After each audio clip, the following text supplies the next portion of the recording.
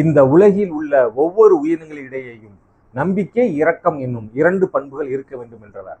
துயரப்படும் உயிரினங்களை பார்த்து இரக்கப்படாதவர்கள் கல்நெஞ்சக்காரர்கள், அவர்களது ஞானம் மேகத்தால் மூடப்பட்டு இருக்கும் என்றவர். தனது அன்பையும் இரக்கத்தையும் வாழ்நாள் முழுவதும் ஒவ்வொரு உயிரினங்களிடமும் காட்டியவர். யார் அவர்?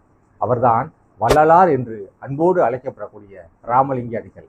இவர் சிதம்பரத்திற்கு அருகே இருக்கக்கூடிய மருதூர் என்னும் கிராமத்தில் பிறந்தார்.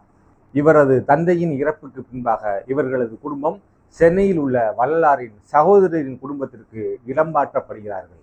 இவர் சிறு வயதிலேயே தெய்வீக தன்மையும் புலமையும் பெற்றிருந்தார். இவரது 9 வயதில் இவரது ஆசிரியர் உலக நீதியிலிருந்து ஓதாமல் ஒரு நாளும் இருக்க வேண்டாம், ஒருவரையும் பொல்லாங்கு சொல்ல வேண்டாம், மாதாவை ஒரு நாளும் மறக்க வேண்டாம், வஞ்சனைகள் செய்வாரோடு இணங்க வேண்டாம் என்று உலக நீதியை பலமுறை சொல்லியும் இவர் சொல்லவில்லை. ஏன் சொல்லவில்லை என்று ஆசிரியர் இவரிடம் வினவிய போது, அந்த இறைவனிடத்திலே வேண்டாம் வேண்டாம் என்று வேண்டிக் கொண்டிருப்பதற்கு பதிலாக எதையாவது வேண்டும் வேண்டும் என்று வேண்டலாம் அல்லவா என்று நினைத்து கொண்டிருந்தேன் என்றார். இதை கேட்ட ஆசிரியர் உடனே, நீ வேண்டுமானால் வேண்டும் வேண்டும் என்று பாடேன் என்றார். உடனே அவர் பாடிய பாடல்தான், ஒருமையுடன் நின்னது திருமலரடி நினைக்கின்ற உத்தமர்தம் உறவு வேண்டும், உள்ளொன்று வைத்து புறம் ஒன்று பேசுவார் உறவு களவாமை வேண்டும் என்று உடனே பாடினார்.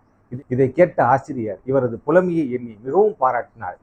இதே போன்று இவரது புலமைக்கு சான்றாக விளங்கிய மற்றொரு சம்பவம் என்னவென்றால், இவரது அண்ணனுக்கு ஒரு நாள் உடல்நலக் குறைவு காரணமாக சொற்பொழிவாற்ற செல்ல முடியாத காரணத்தால் இவர் தனது தம்பியை அனுப்பி வைத்தார். அன்று சொற்பொழிவாற்ற சென்ற வள்ளலார் அவர்கள் பெரிய புராணத்தில் இருந்து ஒரு பாடலை 3 மணி நேரமாக சொற்பொழிவாற்ற விதத்தை கண்ட அங்கு கூடியிருந்த மக்கள் அனைவரும் இவரை வெகுவாக பாராட்டினார்கள். இதை கண்ட இவரது அண்ணன் அவர்கள், அந்த முருகனே தனக்கு தம்பியாக வாய்த்துள்ளார் என்று பெருமைப்பட்டார்.